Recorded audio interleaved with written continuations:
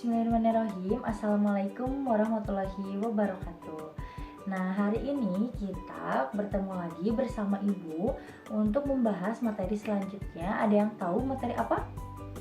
Ya, betul. Nah, hari ini kita akan mempelajari tema 5, subtema 1 mengenai ekosistem dan juga komponen dalam ekosistem.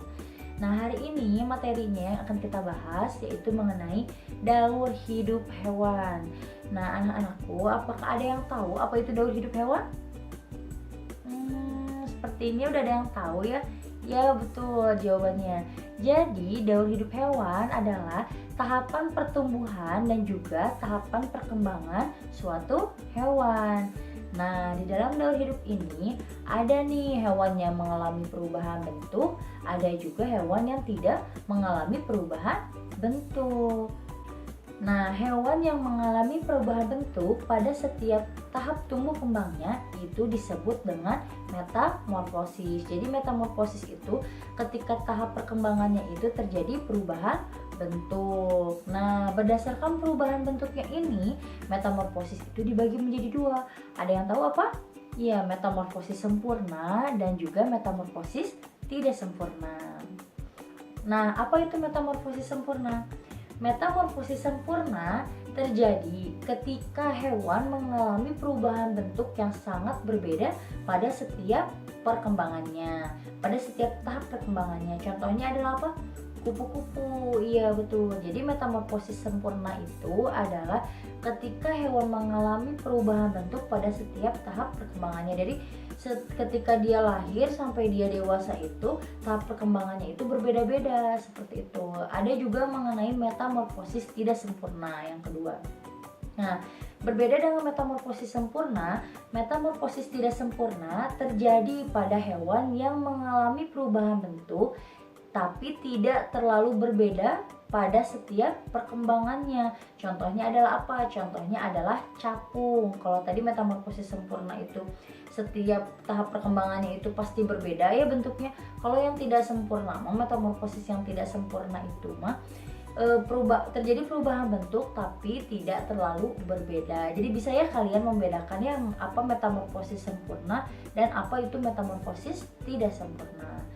Nah, tapi perlu kalian ingat, yang membedakan antara metamorfosis sempurna dan juga metamorfosis tidak sempurna adalah yang mengalami metamorfosis tidak sempurna itu tidak mengalami yang namanya fase larva dan juga pupa, karena fase larva dan juga pupa itu hanya dimiliki oleh metamorfosis sempurna. Bisa ya membedakan ya, jadi ketika ada di soal atau ada pertanyaan atau ada gambar yang menyajikan gambar tersebut ada larva dan ada pupanya, itu dapat dipastikan termasuk metamorfosis sempurna.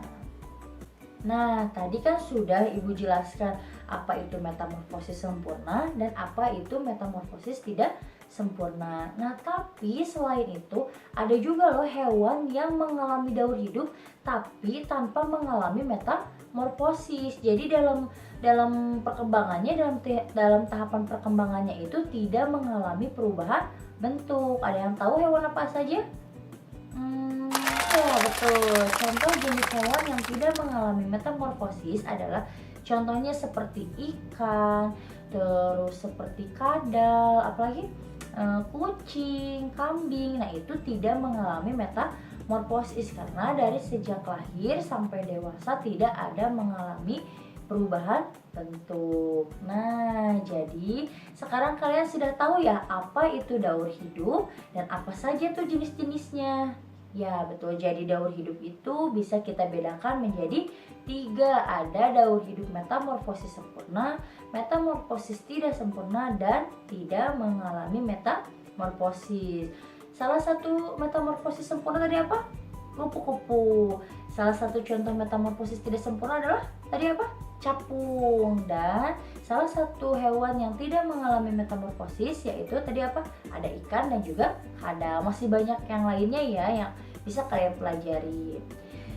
Nah, sekarang karena kalian tadi sudah memahami apa itu daur hidup, sekarang kita bernyanyi bersama-sama yuk mengenai lagu kupu-kupu. Ada yang tahu lagu kupu-kupu yang lucu?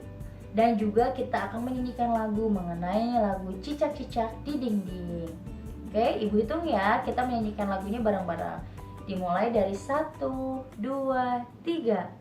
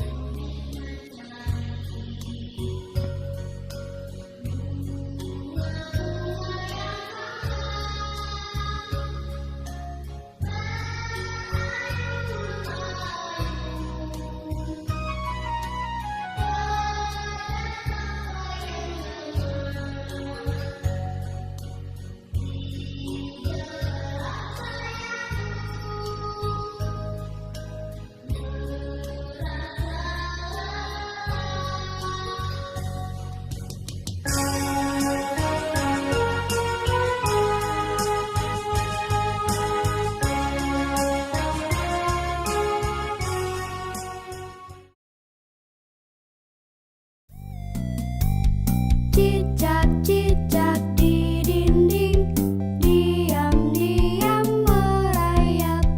Datang seekor nyamuk, hap, lalu ditangkap. Cicak-cicak di dinding, diam-diam merayap. Datang seekor nyamuk, hap, lalu ditangkap.